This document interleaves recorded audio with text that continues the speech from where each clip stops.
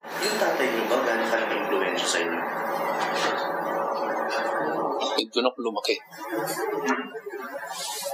Father ko was, ang tagal niya dito. Kaya dito ako lumaki from 56 to 65. Nung graduate ako ng high school in 1956, in-appoint siya rito ni Magsaysay. Nung 65, nung nag-retire siya, graduate naman ako sa College of Law for 9 years.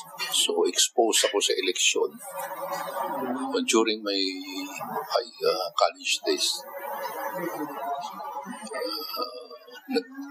Nagtrabaho rin ako dito ron as parang confidential assistant ng father ko. I think 1963 when I was second year in the College of Law. Pero hindi naman confidential eh. Punta-punta lang ako rito. Ano ba nararamdaman niyo na chairman kayo ngayon tapos parang sumunod kayo sa yakap ni nanay niyo? Balita ko yung buwan ng nanay niyo. Nakita namin yan doon sa Baguio eh, yung lumang kwan. Wala. Actually, wala naman. Parang masyado siyang, ano sa inyo? Influence ba o ano ba?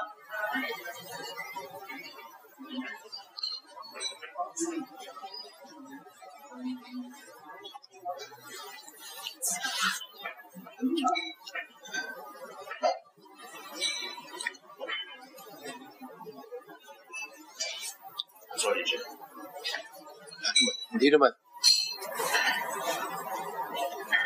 Actually, wala naman problema.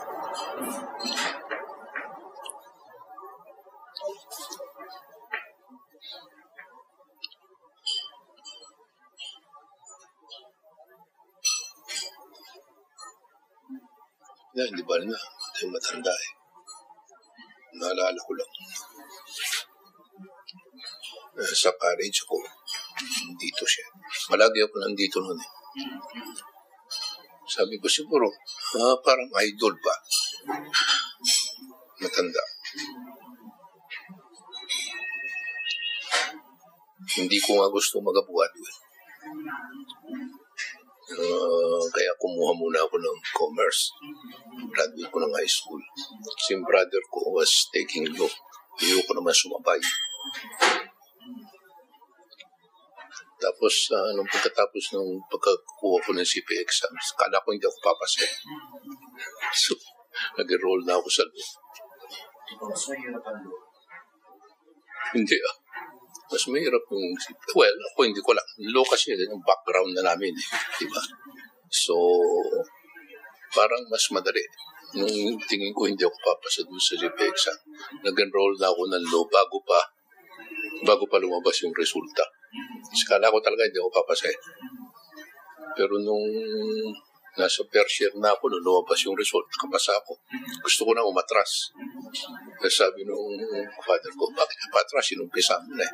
Tsaka maganda naman yung first semester ko, parang number 1 ako sa klase. Tuloy mo na yan. Sabi niya, anyway, hindi mo pa naman kailangan. Buhay pa naman ako, kaya pa naman kitang buhayin. So tinuloy ko na. Hindi na ako nakapagtrabaho. Trabaho ng konti, pero dito ako lidakay as yung kanyang confidential assistant. Yeah, so I saw my old man. Nagtatrabaho rito. Wala. Yun lang, nakita ko yung panahon na yun, ibang klase. Ngayon, iba na. Bakit ano ibang klase? Mas mahirap ba? Kukunti tao, mas decente. Opisina ng Comelec, yan lang lupa dyan. Tatatlo lang sila. Yeah, yung annex dito sa likod, hindi, yun dun sa tabi. Yung clinic? Yeah, that's the only building of the Comelec before. Tatlo lang silang commissioner. Tsaka napakaliit pa. Tatlong commissioner? Wala naman silang staff. Meron din, pero I think may yata silang staff na tig-5 o tig-6. So laki ito, yung staff nyo ngayon? Ito 30 mahigit eh. Hindi, pero nag-expand naman ng Comelec. At that time, they did not have quasi-judicial functions. More of administration of the elections lang. Wala naman sila mga lawyers, wala naman mga election officers. Ano bang Comelec? Hindi, pero ang Comelec matagal na. No? Pero remember na 1940 ang Comelec eh. War. Nag-revive. Tapos, wala naman masyado talagang trabaho ang COMELEC noon eh.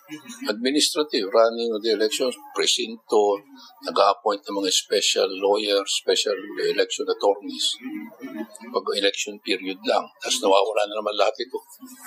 Wala naman sila mga hearing eh. Meron sila mga administrative, mga precinct kwan. Purely more of administrative rather than anything else. Ngayon lang naman under the new constitution na na-expand ito. Became quasi-judicial. So lahat ng mga kaso, protesta, napunta na lahat sa COMELEC. Kaya lumaki na. Ano yung ba siya ng pangunahan sa tatay ninyo? Wala. Nothing unusual. It's just, kumbaga sa kwan. Ang akin lang experience sa kanya. Ilang taon ba kayo nasa lahat? Yung pinakabatang nag-expose kayo sa COMELEC? Ay, nung nasa second year college ako ng law, tapos na ako ng taon ako, 16, nung graduate ako ng high school, 1956. So, nag-commerce ako ng 4 years. Tapos kumuha ako ng CPA exams, 21. 22 nung pumasok ako sa College of Law first year. Commissioner yung tatay nyo, ilang taon kayo? 16. Nung graduate ako ng high school. Ano yung tumatak sa isip nyo nung bilang 16-year-old? Anong klase tatay meron? Wala. Wala naman siya eh. Hindi rin naman, bago rin naman siya nung pumunta siya dito eh. My old man was a practitioner eh. His practice was more on transportation. Mga kliyente niya, natatandaan ko yung mga papunta sa amin sa Ilocos. Mga buses, mga public service commission. Ilocos kami. Siya ang kalaban ni... Gobernador siya, di ba? Immediately after the war, in-appoint siya ni Osmeña. Pero ang dyan, noong 53, nung nanalo si Magsaysay, ang kalaban niya si Quirino, di ba? Quirino is from Ilocos Sur, which is our home province. Ang opposition sa Ilocos Sur was only my old man. Kaya siya lang ang kilala. Nung umupo si Magsaysay, siya lang ang tagaroon na opposition. Kasi lahat nakadikit kay Quirino. Kaya siguro naisip, linagay siya dito. Ayun lang, wala naman siyang major achievements. He's not an extraordinary guy. Bakit nilagay niyo po yung mga linya dyan? Mga memorabilia? Hindi kasi galing siya rito eh. Sabi ko, alam ko isang ambisyon niya. Hindi niya nakuha. Chairman. Hindi siya nakapag-chairman. Kasi nung, di ba, 56, in-appoint siya ni Magsaysay. Tapos natalo na si, namatay. Garcia, in-appoint, nanalo si Macapagal. Nandito pa siya noon eh, up to 1965. Hindi siya nakapag-chairman. Pero alam ko yun ang gusto niya noon pa. Tapos nung nanalo si Marcos, nung 65, doon naman siya pa-retire. So hindi na siya nag-con. Tsaka may sakit na siya eh. Okay lang. Kaya nung binagay ko dito, sabi ko, siguro ako na kapalit. Hindi niya nakuha. At least. Hindi, sabi ko, anyway, parang ikaw na rin.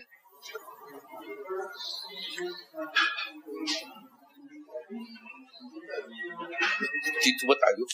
Hindi, napunta lang dyan eh.